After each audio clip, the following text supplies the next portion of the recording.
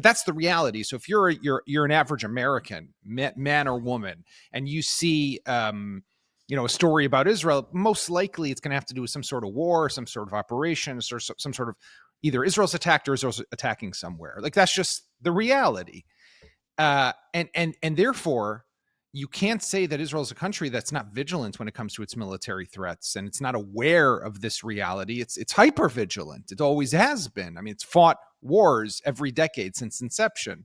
48, 56, 67, 73, 82, and I could go on and on. So this has always been there. So the question really is compounded by, for a country so vigilant and so aware, how did it miss this in such a serious way? And I think that therefore people say, okay, there must be some rational explanation. Somebody pressed a button somewhere. Someone turned off a camera somewhere. I mean, obviously there would have been a lot of cameras shut off and a lot of buttons pressed, right.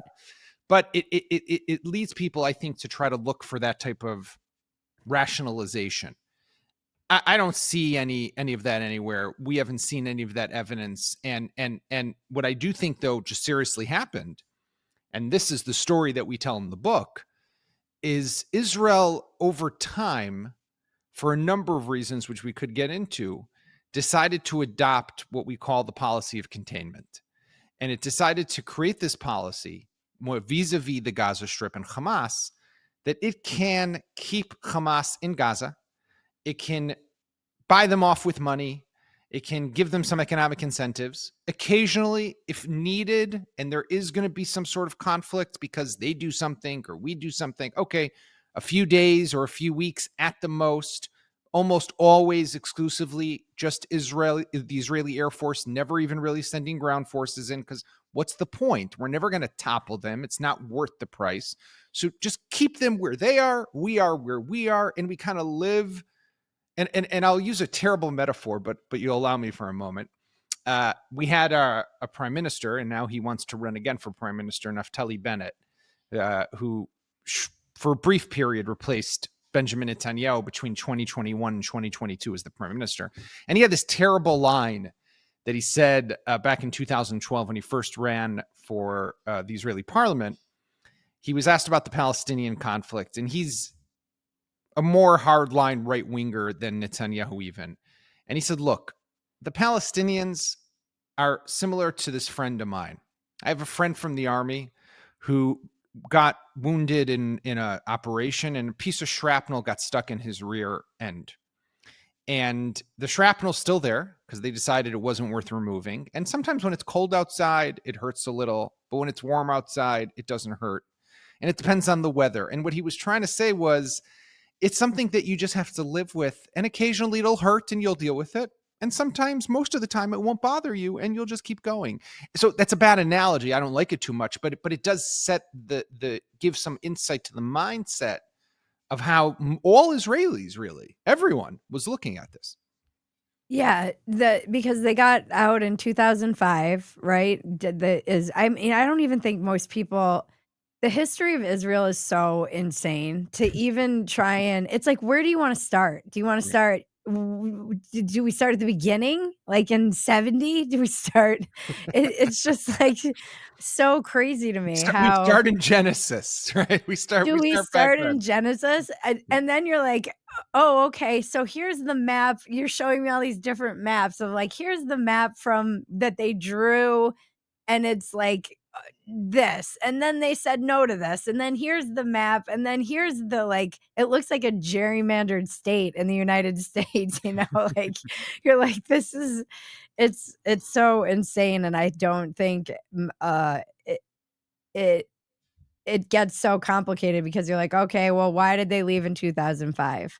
So Israel leaves in 2005. Now you have the Palestinians, they have their what do they call it? What is Gaza called? Well, Gaza, I mean, the Palestinians back already in 1993, you'll remember. I'm sorry to jump back there. I know you're trying to start at 2005, but like, no, we need to go back. I got to go back to 93. 1993. We probably should go back to 48. Right. No, I'm not going to go that far back. In 1993, Israel and the Palestinian Authority sign a deal called the Oslo Accords. It was actually Right. signed at the White House. Bill Clinton, famous photo, Bill Clinton, Yasser Arafat, the PLO leader on one side, Yitzhak Rabin, the Israeli prime minister who sadly, tragically is killed a couple years later. They signed a peace deal. It's meant to initiate a process that will ultimately lead and culminate in the establishment of a Palestinian state, part in the West Bank and in Gaza. So This is a creating two-state solution. Correct. And creating some sort of continuity between the West Bank and the Gaza Strip, because right now they're not necessarily territorially connected.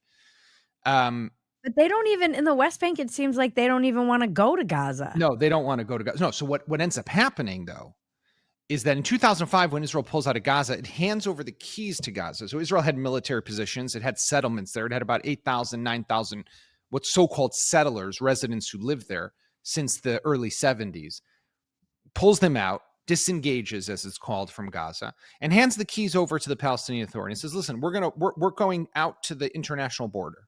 We're not having even one soldier left inside. It's yours. Do something with it, right?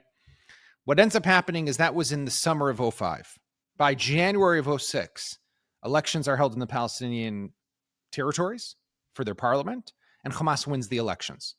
Hamas now has a prime minister. So Hamas is perceived by the average Palestinian, whether in Gaza or in the West Bank, as having succeeded in using terrorism to evict these so-called Israeli occupiers from the Gaza Strip. So that bolsters and boosts dramatically its popularity in the Palestinian street.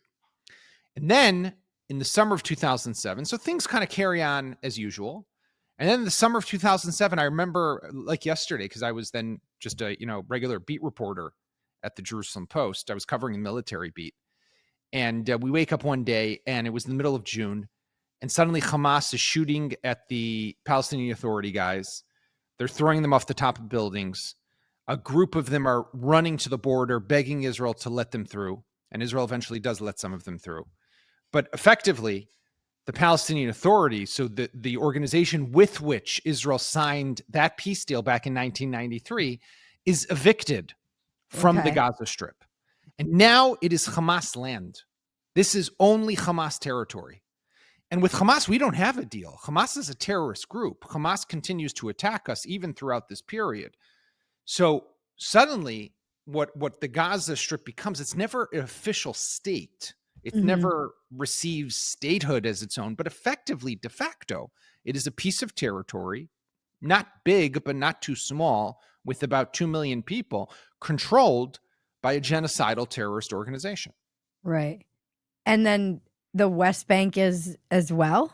So the West Bank, even during this period, so you go from like 2007 until now, so 20 years almost, Gaza run by Hamas, the Palestinian Authority, the guys we signed that deal with, who we get along with for the most part in the West Bank, have to work with all the time, every day, because in the West Bank, you're much more stuck together, meshed in there, with, because you have Israeli communities, you have the Palestinians, sometimes they're right one next to the other, driving on the same roads, working in the same industrial zones together, coordinating military and security operations together. So there's a lot of coordination.